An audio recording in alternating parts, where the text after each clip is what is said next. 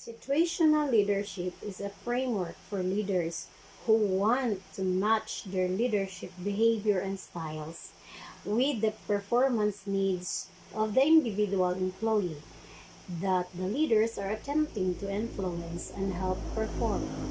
Situational leadership is a practical, on-the-job tool and is easily to apply immediately.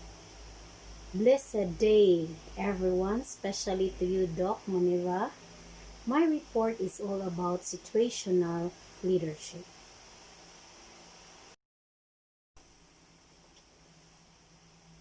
Situational leadership, according to Ken Blanchard and Paul Hersey, this is a term that can be applied generically to a style of leadership, but that also refers to a recognized and useful leadership model.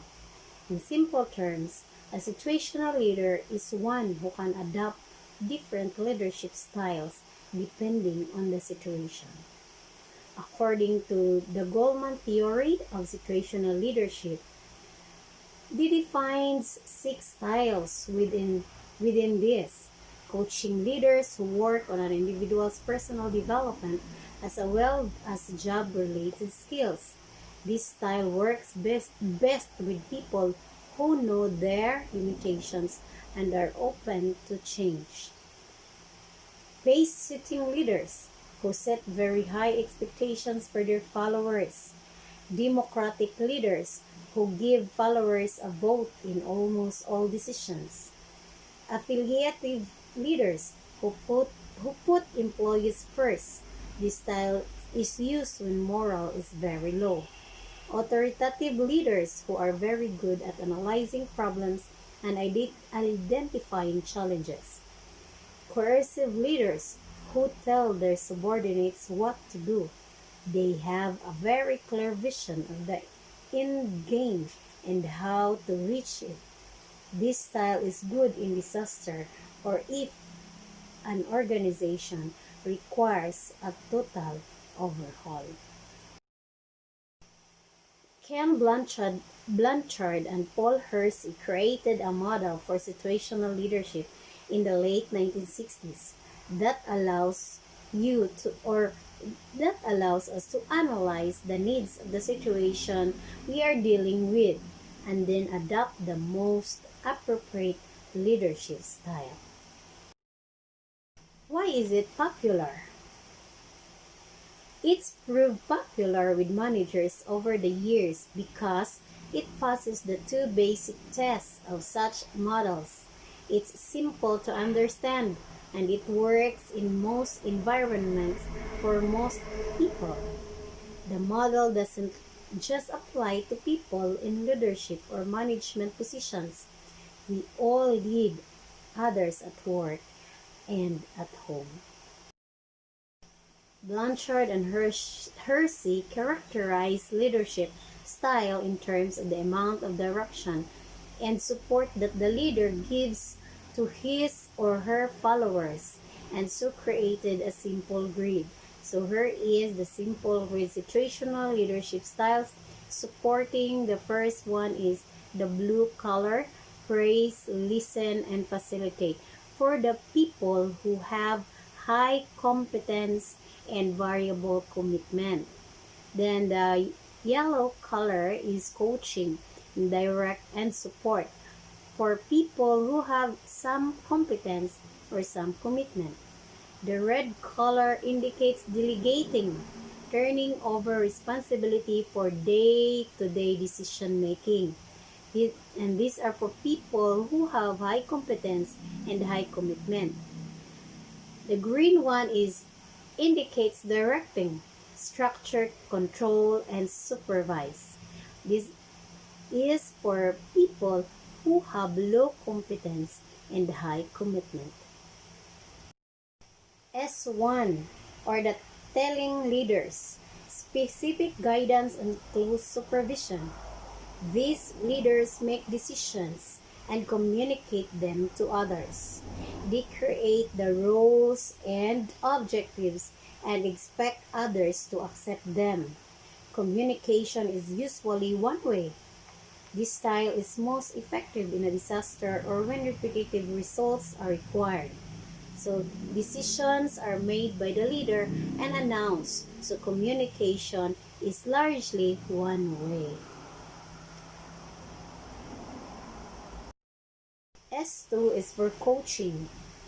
Explaining and persuading these leaders may create the roles and objectives for others, but they are also open to suggestions and opinions. Coaching leaders still define roles and tasks but seeks ideas and suggestions from the follower. Decisions remain the leader's prerogative, but communication is much more two-way. S3 or the supporting leaders pass day-to-day decisions such as task allocation and processes to the follower. The leader facilitates and takes part in decisions, but control is with the follower. And this is the time that we're going to praise, listen, and facilitate. S4 is delegating, letting others do it. Delegating leaders are still involved in decisions and problem solving, but control is with the follower. The follower decides when and how the leader will be involved. They may be asked from time to time to help with decision making, turning over responsibility for day-to-day decision making. Finding the right style. Effective leaders are versatile in being able to move around the grid according to the situation, so there is no one right style. However, we tend to have a preferred style, and in applying situational leadership, we need to know which one that is for us or that is for you. Developmental level. The follower. Clearly, the right leadership style will depend very much on the person being led, the follower. The leader style should be driven by the competence and commitment of the follower based on 4 levels. Development level 4 is high competence, high commitment. Experience at the job and comfortable with their own ability to do it well, may even be more skilled than the leader. D3, high competence then variable commitment. Experienced and capable but may lack the confidence to go it alone or the motivation to do it well quickly. D2, some competence or low commitment, may have some relevant skills but won't be able to do the job without help. The task for the situation may be new to them. D1, or the low competence and low commitment, generally lacking the specific skills required for the job in hand and lacks any confidence or motivation to tackle it. Development levels are situational. I might be generally skilled, confident, and motivated in my job, but would still drop into level D1 when faced, say, with a task requiring skills I don't possess. For example, lots of managers are D4 when dealing with the day-to-day running of their department, but move to D1 or D2 when dealing with a sensitive employee issue. Where is this going? Blanchard and Hersey said that the leadership style, that is from S1 to S4 of the leader, must correspond to the developmental level, the D1 to D4 of the follower, and it's the leader who adapts. For example, we have a new employee. A new person joins your team and you're asked to help them through the first 5 days. You set them in front of a PC or their personal computer. Tell them they need to create login accounts on various tools and push off to a meeting. They're at level D1 and you've adapted S4. Everyone loses because the new person feels helpless and unmotivated and they don't complete the deliverable. Another example, your colleague, you're handing over to an experienced colleague before you leave for a holiday. You've listed all the tasks that need to be done and a set of instructions on how to carry out each one. They're at level D4 and you've adapted S1. The work will probably get done, but not the way you expected, and your colleague despises you for treating them like an idiot. What are their appropriate response? The new employee, you have to leave detailed instructions and a checklist for the new person, and they'll thank you for it. Leadership style is 1, development level D1. So, the leadership style will correspond to the development level.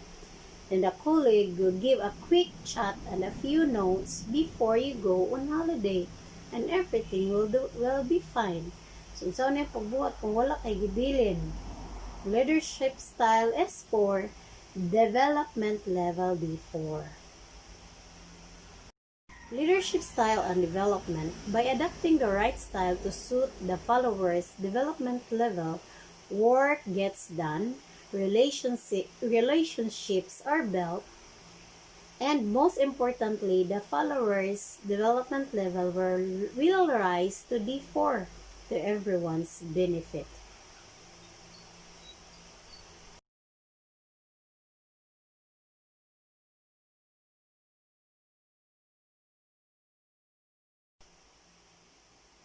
How do professionals become better situational leaders?